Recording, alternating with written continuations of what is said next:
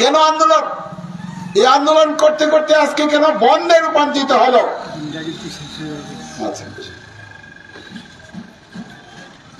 একটা সংগঠন তার ন্যায্য দাবি নিয়ে চট করে তো সেখানে বন্ধ আহ্বান করে না, বারবার সেখানে সরকারের কাছে আপিল করে তাদের নীতি নির্ধারণ করার জন্য, তাদের স্থায়ীভাবে একটা আইন করার জন্য, যাতে তারা বাঁচতে পারে। তার পরিপ্রেক্ষিতে বারবার যখন আবেদন করেও সেখানে সাড়া পাওয়া যাচ্ছে না, তাহলে বন্ধের মতো শেষ পর্যায়ে তারা আজকে রাস্তা খুঁজে নিয়েছে। শুনেছেন 20 মে এই বন্ধ করার কথা ছিল সারা দেশের 10টি trade union, all India federation এবং অসংখ্য শ্রেণী সংগঠন এই বন্ধকে সমর্থন করার মধ্য দিয়ে 20 মে এই বন্ধ করার কথা ছিল। কিন্তু দেশের সার্বিক পরিস্থিতি, যখন পেহেলগামে এই ঘটনা ঘটল, সারা দেশের মানুষ যখন ওই যারা মরেছে তাদের প্রতি শ্রদ্ধা জানাতে ব্যস্ত, ওই সময় আমাদের ওই ট্রেড ইউনিয়ন, ফেডারেশন এবং অসংখ্য শ্রেণী সংগঠন তারা আবার সেখানে মিটিং করে প্রস্তুত করেছে, আলোচনা করেছে। দেশের এই মুহূর্তে আমরা সেখানে বন্ধ করতে যাচ্ছি না, এটাকে পিছিয়ে 9 জুলাই সেখানে করা হয়েছে। এই বন্ধ সম্পর্কে আপনারা শুনেছেন। আমি শুধু এতটুকু বলতে চাই, এই বন্ধ গরিব মানুষের স্বার্থে, শ্রমজীবীর স্বার্থে, কৃষকের স্বার্থে, আপামর জনগণের স্বার্থে এই বন্ধ। 200 দিনের কাজ, 600 টাকা মজুরি। কে না চায়? শ্রমিকরা শুরু থেকে এই আওয়াজ তুলেছে। আজকে বিজেপি সরকার ক্ষমতায় আসার পর এই রাজ্যে ত্রিপুরাঞ্জনের সরকার, কেন্দ্রে তাদের সরকার, বাধা কোন জায়গায়? আমরা তো বামপন্থীরা সেই বিষয়ে বাধা সৃষ্টি করিনি। তাহলে কেন 200 দিনের কাজ 300 টাকা 40 টাকা মজুরি করতে পারলো না এই 2025 সাল পর্যন্ত? কোথায় শ্রমিকদের এই 4টা কোড বাতিল করতে হবে।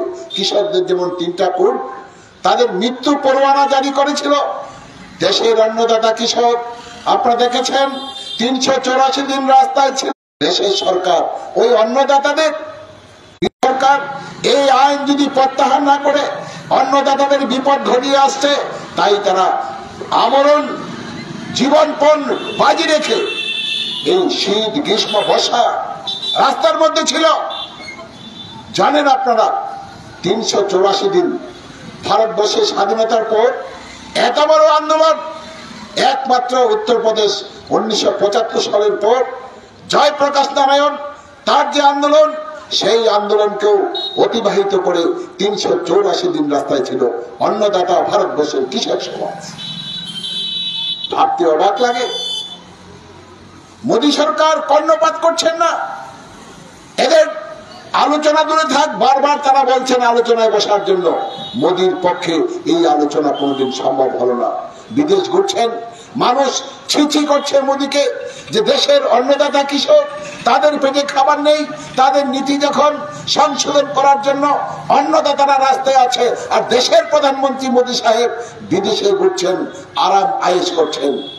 এই হলো আমাদের দেশের প্রধানমন্ত্রীর ইচ্ছা। শুনেছেন এখানে নেতৃবৃন্দরা আলোচনা করেছেন, আমি ওই বিষয়ে যাচ্ছি না।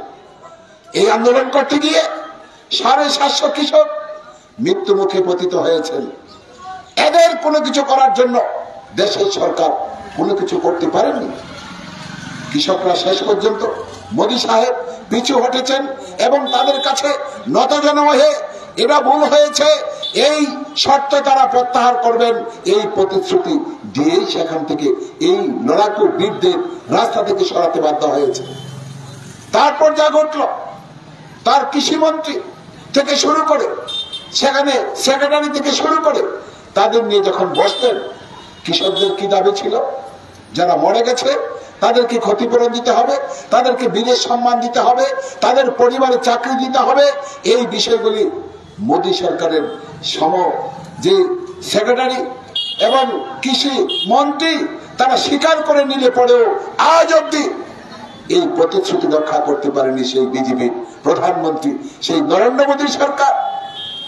ওনাকে দেশের বিজেপিরা, আরএসএসরা বিশ্বগুরু আখ্যা দিয়ে আজকে সারা পৃথিবীর মধ্যে এমন রব তুলেছেন যেন সারা পৃথিবীর ডোনাল্ড ট্রাম্পের পরেই উনি আছেন, এই পর্যায়ে বিজেপিরা চেষ্টা করেছেন।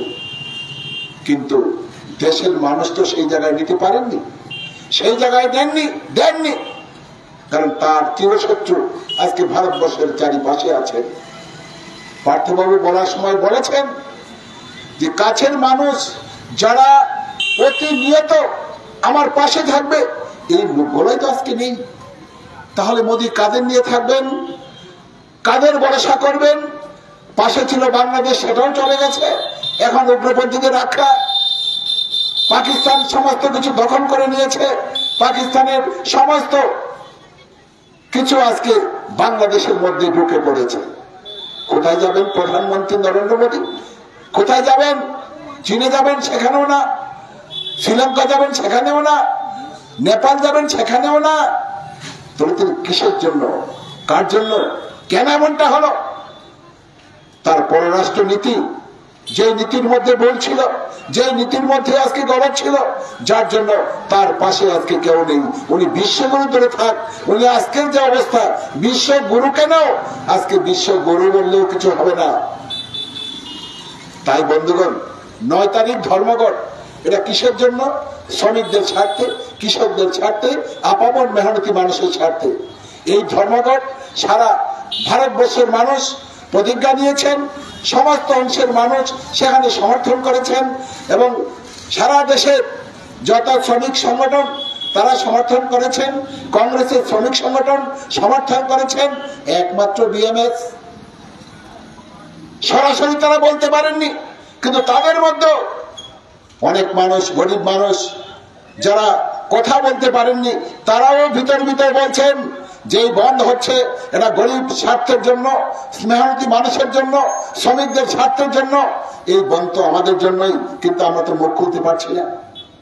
কিন্তু বন্ধুগণ, ওই দিন সমস্ত দোকানপাট বন্ধ রাখার জন্য আমাদের আবেদন, ওই দিন গাড়ি বন্ধ রাখার জন্য আমাদের আবেদন, ওই দিন কৃষক তার ফসল নিয়ে বাজারে আসবে না, তার জন্য আমাদের আবেদন শান্তিপূর্ণভাবে 9 তারিখ যে 10টা ট্রেড ইউনিয়ন এবং ফেডারেশন এবং বিভিন্ন গণ সংগঠন, শ্রেণী সংগঠন যেই 9 তারিখ সমস্বার্থে, মানুষের স্বার্থে যে বন্ধ আহ্বান করেছেন, শান্তিপ্রিয় সমস্ত মানুষের কাছে আবেদন রাখছি, ওই দিন বন্ধ রেখে এই বন্ধকে সার্বিকভাবে সফল করার জন্য সমস্ত অংশের মানুষের কাছে আবেদন রেখে সবাইকে সংগ্রামী অভিনন্দন জানিয়ে, 5টি সংগঠনকে অভিবাদন জানিয়ে আমার আলোচনা শেষ করছি।